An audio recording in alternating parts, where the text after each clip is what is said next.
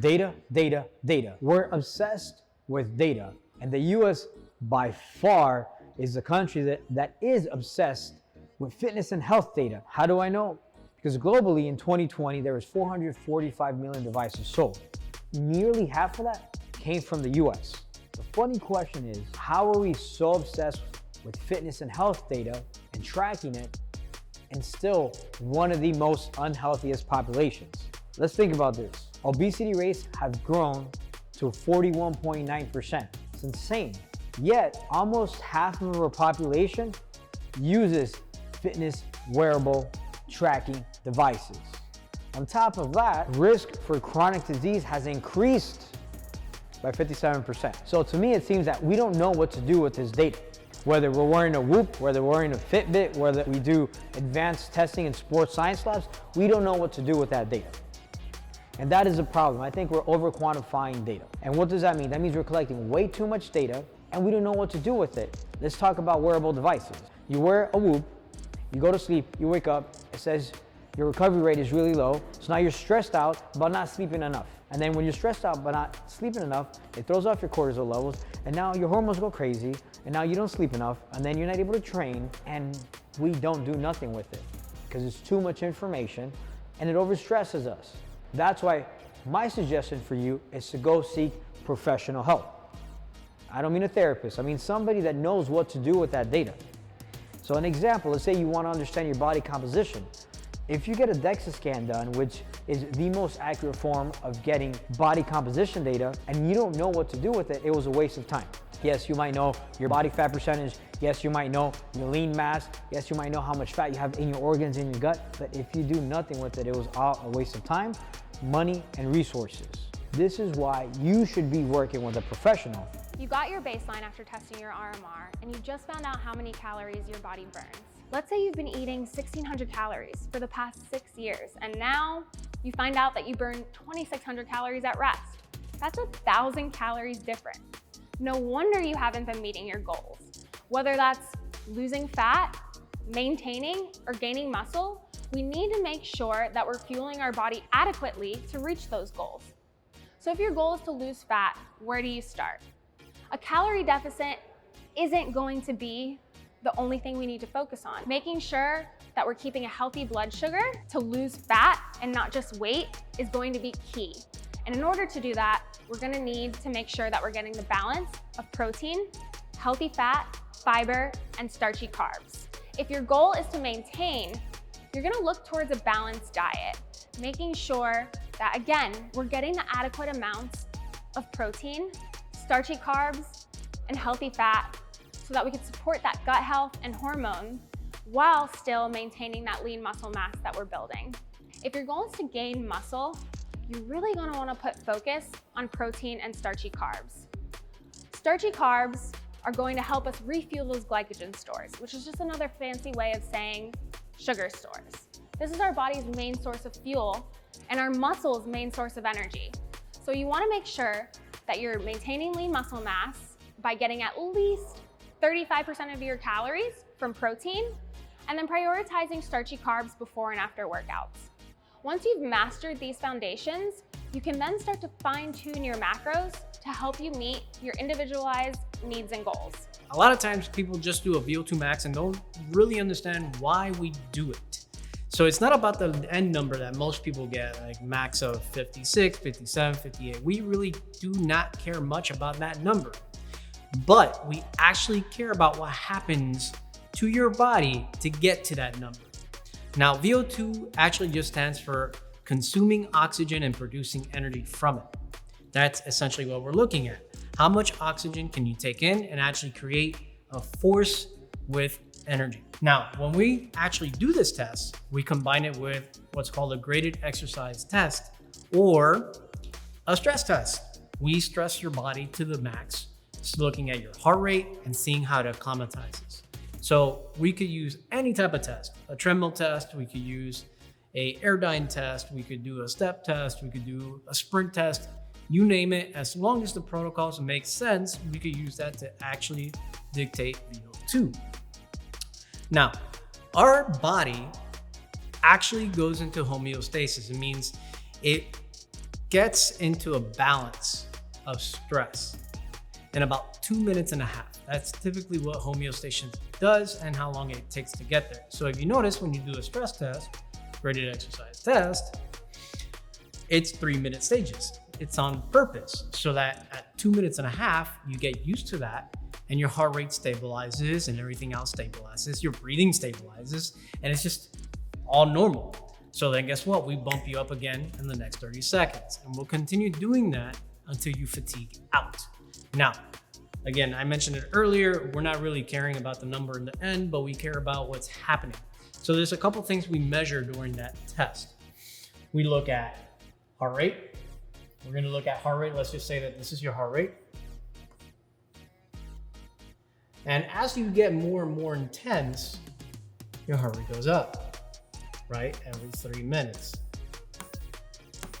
Now, when we're running, when you're at rest, you actually burn more fats. You burn the most fats at rest. So your fats will change. And then as you get more intense, fats start to diminish.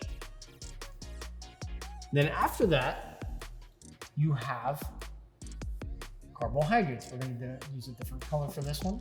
Carbohydrates. At rest, we don't really use a lot of carbohydrates. But as we get going and going and going, we start using carbohydrates all the way to the end. This is what we look at when we have a test. All right. So when we're testing, we're actually going to look at your lowest heart rate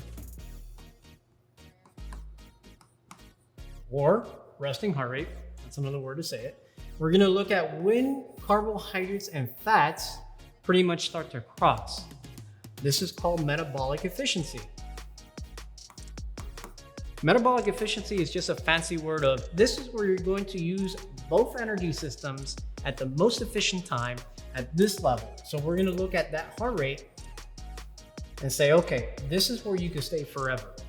You could run and run and run and run and run, bike, whatever the case being, without feeling fatigued. This is going to be the most efficient. Then as we keep going, there's going to be a point and something that we look at that's called RER, which just stands for respiratory exchange ratio. So when your RER hits 1, that's when we say, okay, you're producing more carbon dioxide versus oxygen. It means you're breaking down a lot of carbohydrates, you're breaking down a lot of proteins, way too much for your oxygen to come in and buffer all the stuff out. There's another term for it, which is VT, stands for ventilatory threshold 2. So the idea is, again, you're producing more CO2 versus oxygen. That's when your body goes, well, I can't keep this going anymore. Now I'm fully anaerobic, I can't continue going. I'm starting to feel the burn. That's gonna be the highest heart rate for your training. Highest heart rate for your training. So now that we know when this is, when this is, and this is, we can now do a training program. So the idea of your training program is once we get those 3 numbers, what's gonna be most efficient? So let's say if the lactic threshold or V2 was, we're gonna keep it simple. It's not gonna be that, but we'll keep it simple. We'll keep it at 100, right? And then your metabolic efficiency was 80. The goal is I'm gonna have you do steady state cardio at 80. Should be able to stay there for a long time, 30 minutes, 45 minutes. But the days that I want you to push it and I want you to do something a little bit more aggressive, I'm gonna ask you to go into this heart rate for a few seconds. Why am I telling you to do this? You get more bang for your buck in this number, the more often that you actually touch this number rather than here. And the reason has to do with how trained you are. So typically what happens, you have different levels of athletes. You have novice, you have intermediate, and you have advanced. When you do steady state cardio, low, moderate, intense intense type of routine, you're gonna get a lot of benefits here, very little benefits here, and almost nothing there when you do low intensity. As you do more, you're gonna get a lot, you're gonna get a little bit here, you might get something here. The more athletic you are, the higher the stimulus has to be. So the higher the intensity, the more benefits you get with activity, right? You get a little bit more. We're in a higher level. So if you've been marathon running or cycling, or you're a triathlete, or you're an endurance guy or person, you won't get any benefits if you do something too low. So if you go for a walk, you're not getting any benefits. And what I mean by benefits, I mean things like stroke volume increases. That means how big your heart gets, bigger hearts, more blood gets pumped out, more efficiency, right? Your heart rate goes down. And that's because this guy is so proficient. You get capillary beds increases. Your blood pressure decreases because it gets better. It gets better, right? You get more efficient from just doing that. So when it comes to programming, we're always going to look at what's the highest where you go anaerobic versus what's the lowest that you get the most efficiency from. And then we're going to have you train between those two numbers. There's also other things that we can apply depending on the sport, the activity, and the things that you're trying to do. But again, this is why it's so important to do VO2 max. Another thing that we usually look at, especially for my people that have comorbidities or they have chronic diseases, or pretty much lifestyle diseases, right? Is we look at METs.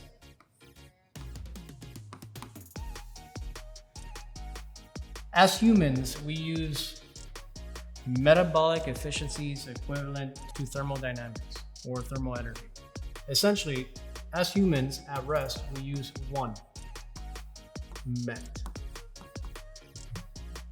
at rest, just doing nothing, sleeping.